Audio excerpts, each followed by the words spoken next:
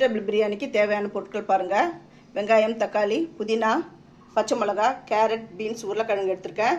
நீங்கள் பச்சை பட்டாணி, காலிஃப்ளவர் கிடைச்சாலும் எடுத்துக்கோங்க. இஞ்சி பூண்டு. இந்த அழகால் ஒரு அழகு தானே வந்து அரிசி எடுத்திருக்கேன். பாசுமதி அரிசி எடுத்திருக்கேன். இதை நல்லா வாஷ் பண்ணிவிட்டு ஒரு 10 நிமிஷத்துக்கு ஊற விடணும்.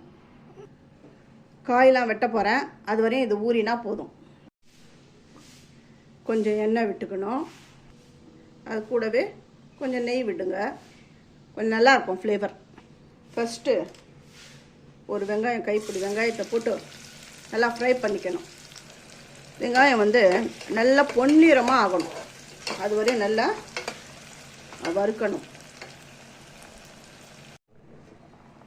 இந்த பாருங்க, தண்ணி நல்லா கொதிக்குது. இந்த டைமில் கழுவி வச்சுட்டு இருந்த இந்த அரிசி இதில் நான் சேர்த்துட்றேன். தண்ணிலாம் நல்லா இருத்துட்டு தான் சேர்க்குறேன். அரிசியெல்லாம் நல்லா கலந்துட்டேன். ரொம்ப போட்டு கலந்துக்கிட்டே இருந்தீங்கன்னு வச்சுக்கோங்களேன், உடஞ்சிடும். அதனால் இப்படி இருக்கட்டும். இப்போ மூடி போட வேணாம். சும்மா லேசாக ஒரு தட்டு ஒன்று போட்டு மூடினாலுமே போதும்.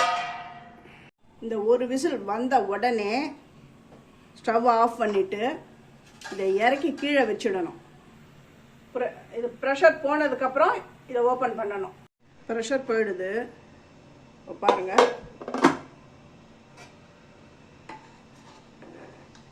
பாருங்க, ரொம்ப நல்லா வந்திருக்கு. பாருங்க, அடியெல்லாம் பிடிக்கல. பார்த்தீங்களா, ரொம்ப நல்லா வந்திருக்கு.